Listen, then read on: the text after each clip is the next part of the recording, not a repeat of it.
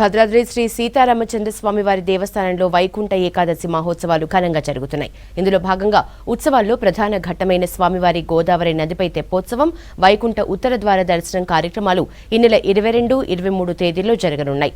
ఆ ఏర్పాట్లలో అధికారులు నిమగ్నమై ఉన్నారు. ఈ నెల 22న సాయంత్రం గోదావరి నదిలో జరగనున్న తెప్పోత్సవానికి హంస వాహనాన్ని ఇప్పటికే సిద్ధం చేశారు అధికారులు. ఈ రోజు ఉదయం గోదావరి నదిలో ట్రయల్ రన్ను విజయవంతంగా నిర్వహించారు. పావన గోదావరి నదిపై శ్రీ సీతారామచంద్రస్వామి, లక్ష్మణస్వామి వారు లాహిరి లాహిరి లాహిరిలో అంటూ హంసవాహనంపై జల విహారం చేయనున్నారు.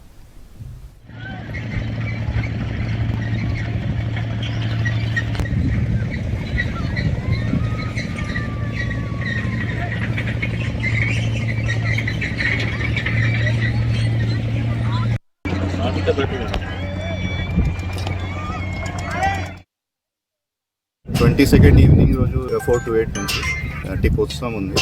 అండ్ నెక్స్ట్ ఇది ఉత్తర ద్వాదశం ఉంది. ఆ కోసం ఇది హంస వాహనం నిత్యం కోసం ఇది వేరే వేరే డిపార్ట్మెంట్ నుంచి ఆఫీసర్ వచ్చారు. And we took a round of this హంస వాహనం. ఎంత టైం పడుతుంది ఒక రౌండ్కి, 5 రౌండ్కి ఎంత టైం పడుతుంది, దెన్ అన్ని సెక్యూరిటీ ల్యాబ్స్, అది సేఫ్టీ ల్యాబ్స్, అది కూడా అందరు చూశారు, అన్నీ చూశారు. And it is ready and only decoration all other arrangements are being done. By 21st everything will be in place.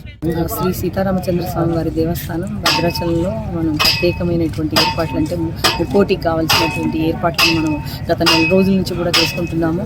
మనకు ముఖ్యమైనటువంటి డేస్ ముక్కోటి ఉత్సవాల్లో భాగంగా 22 డిసెంబర్ రోజున మనకు సాయంత్రం 6 గంటలకు ఇక్కడ తెప్పోత్సవం జరుగుతుంది. ఇక్కడ గోదావరి ఘాట్లో మనం 3 సార్లు కలెక్టర్ గారి ఇన్స్ట్రక్షన్స్ ప్రకారంగా కలెక్టర్ గారితో సహా ఇక్కడ చాలాసార్లు ఇన్స్పెక్షన్ చేయడం జరిగింది.